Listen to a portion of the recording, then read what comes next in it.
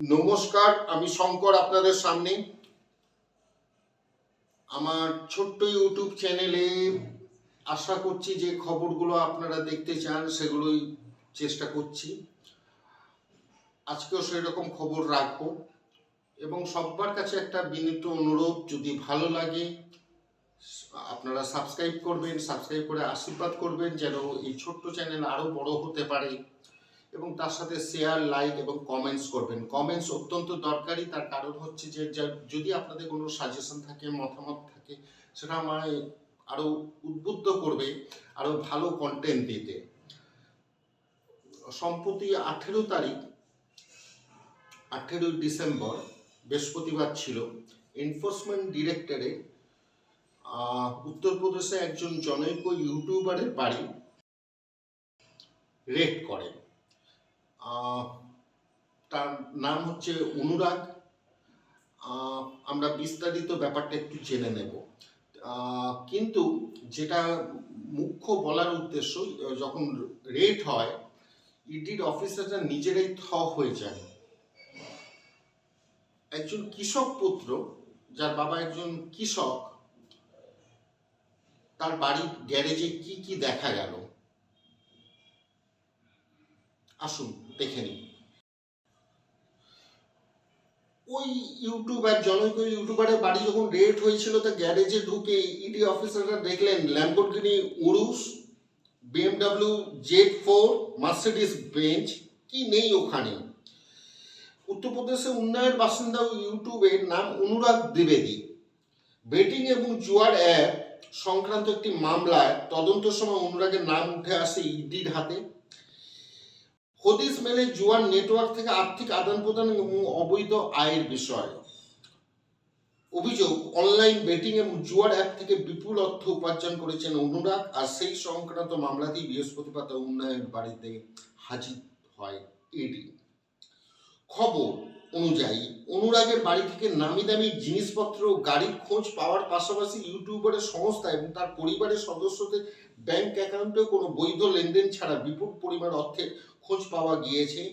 অবৈধ উপায়ে উপার্জিত অর্থ ব্যবহার করে অনুরাগ ভারতের বাইরে, মূলত দুবাইয়ে সম্পত্তি কিনেছিলেন বলেও উঠে এসেছে তদন্তে। সূত্রের খবর, অনুরাগ যে বিপুল অর্থ উপার্জন করেছেন তার একটি বড় অংশ স্কাই এক্সচেঞ্জ এবং অন্যান্য জুয়ার অ্যাপ থেকে। তাই এই স্কাই এক্সচেঞ্জ কিন্তু ভারতে সম্পূর্ণ নিষিদ্ধ। ইডি আধিকারিকেরা জানিয়েছেন, অবৈধ এই অ্যাপগুলি থেকে প্রাপ্ত টাকার বিভিন্ন উপায়ে পাচার করা হয়েছিল অনুরাগের কাছে। পরে সেই টাকা বিলাসবহুল গাড়ি এবং অন্যান্য নামি দামি জিনিসপত্র কিনতে ব্যবহৃত হয়েছিল। অবৈধ উপার্জন ব্যবহার করে কেনা সম্পত্তি গোপন করার অভিযোগও উঠেছে এই অনুরাগের বিরুদ্ধে। তদন্তে এও উঠে এসেছে, অবৈধ অনলাইন বেটিং প্ল্যাটফর্মের হয়ে প্রচার করতে সক্রিয় এবং গুরুত্বপূর্ণ ভূমিকা পালন করেছিলেন অনুরাগ। অবৈধ অ্যাপের মাধ্যমে মানুষকে প্রলুব্ধ করতে প্রচারমূলক ভিডিও তৈরি করে তা ছড়িয়ে দেওয়ার অভিযোগও উঠেছে এই ইউটিউবারের বিরুদ্ধে। বেটিং এবং জুয়ার অ্যাপের মাধ্যমে অনুরাগ অবৈধভাবে এখনো পর্যন্ত কত টাকা ঠিক উপার্জন করেছে, সেই টাকা কোথায় রয়েছে তা এখনো তদন্ত করে দেখছে ইডি। সেই চক্রের সঙ্গে অনুরাগ ছাড়া আর কারা জড়িত তাও খতিয়ে দেখা হচ্ছে। ইতিমধ্যেই আরো দুজনের নাম উঠেছে, সোনু কুমার ঠাকুর এবং বিশাল ভরদ্বাজ। এই দুটি নাম ইডির হাতে এসছে। অনলাইন বেটিং এবং জুয়ার টাকার লেনদেন চালানোর জন্য বেনামি ব্যাংক অ্যাকাউন্ট, টেলিগ্রাম চ্যানেল এবং অন্যান্য ডিজিটাল প্ল্যাটফর্ম ব্যবহার করা হয়েছিল বলে অনুমান করছে ইডি।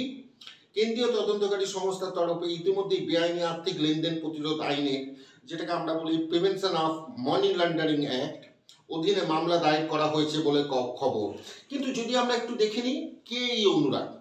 এই অনুরাগ হলেন, পুরো নাম বলতে গেলে অনুরাগ লক্ষ্মীনাথ দ্বিবেদী এই নামেও পরিচিত, একজন ভারতীয় জনৈক ইউটিউবার, ক্রিকেট বিশ্লেষক এবং ড্রিম11-এর মতো ফ্যান্টাসি ক্রিকেট লিগের বিশেষজ্ঞ হিসেবেও পরিচিত তিনি। বিভিন্ন ক্রিকেট ম্যাচ চলাকালীন সমাজ মাধ্যমে সেই সব ম্যাচের ভবিষ্যৎবাণী করেন অনুরাগ। উত্তরপ্রদেশের উন্নয়নের একটি ছোট্ট গ্রামের বাসিন্দা অনুরাগের বাবা কিন্তু একজন কৃষক। অনুরাগ চাইতেন পেশাদার ক্রিকেটার হতে, কিন্তু তার পরিবার আর্থিক দিক থেকে সচ্ছল না হওয়ায় ভালো করে প্রশিক্ষণ নিতে পারেননি তিনি, ক্রিকেটার হওয়া তার হয়নি। এরপর টাকা উপার্জনের জন্য ভিন্ন পথ বেছে নেন অনুরাগ। 2017 সালে মাত্র 300 টাকা দিয়ে ফ্যান্টাসি ক্রিকেট খেলা শুরু করেন তিনি। 2018 সালে চালু করেন নিজের ইউটিউব চ্যানেল। সেই চ্যানেলের ম্যাচের প্রিভিউ, ফ্যান্টাসি টিপস এবং দল নিয়ে বিভিন্ন মতামত শেয়ার করতেন তিনি, বিনামূল্যে পরামর্শও দিতেন। অনুরাগের দাবি, বছরের পর বছর ধরে ফ্যান্টাসি ক্রিকেট প্ল্যাটফর্মের মাধ্যমে 200 থেকে 300 কোটি টাকা আয় করেছেন তিনি। বুঝুন, 200 থেকে 300 টাকা তিনি আয় করেছেন। অনুরাগের সেই দাবির কারণ, তার অনুরাগীর সংখ্যা হু করে বৃদ্ধি পেতে শুরু করে। বর্তমানে তার ইউটিউব চ্যানেলে সাবস্ক্রাইবার সংখ্যা প্রায় 50 লক্ষ। ভারতে ফ্যান্টাসি ক্রিকেট নিয়ে কন্টেন্ট নির্মাতাদের মধ্যে অন্যতম বড় নাম এই অনুরাগ।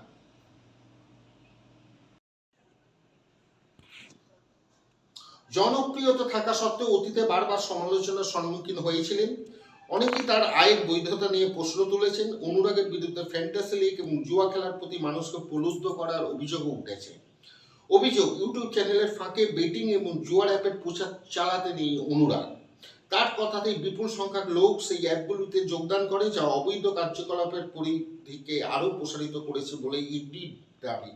এ অভিযোগ, অবৈধ পথে আয় করেই বর্তমানে কয়েকশো কোটির মালিক অনুরাগ। ইউটিউবের বাইরে ইনস্টাগ্রামে প্রায় 24 লক্ষ ফলোয়ার আছেন তার। টেলিগ্রাম, ফেসবুক এবং এক্সেও তার অনুরাগীর সংখ্যা নজরে পড়ার মতো। সমাজ মাধ্যমে নিজেকে ফ্যান্টাসি ক্রিকেটার মুখ হিসেবে পরিচয় দেন তিনি। অনুরাগের সাফল্য প্রতিফলিত হয়েছে বিলাসবহুল জীবনযাত্রায়। তার গ্যারেজে রয়েছে প্রায় 5 কোটি মূল্যের একটি ল্যাম্বরগিনি উরুস। এছাড়াও BMW জেড, মার্সিডিজ বেঞ্জ এবং ল্যান্ড রোভার ডিফেন্ডারের মতো নামি দামি গাড়ি রয়েছে তার গ্যারেজে। 2024 সালের ডিসেম্বরে অনুরাগ দাবি করেছিলেন যে তাকে মেরে দেওয়ার হুমকি আসছে। এই নিয়ে তিনি পুলিশেরও দ্বারস্থ হয়েছিলেন নামি একটি গ্যাংয়ের থেকে।